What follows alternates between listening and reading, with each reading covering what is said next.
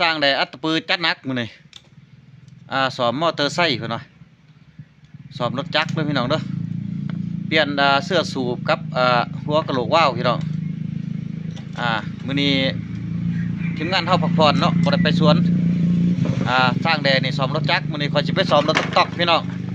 รถตอกก็ไปสวนตายอยู่สวนหุ่นมาบ่ได้มีแต่สิเดินเดียวมื้อนี้สร้างแดก็คุมคนเดียวเลยข่อยก็สิไปคุมคนเดียวอยู่สวนพี่น้องเพื่อจะได้ดำเนินงานเฮาต่อมื้ออื่นเก็บกาแฟอีกรถตอ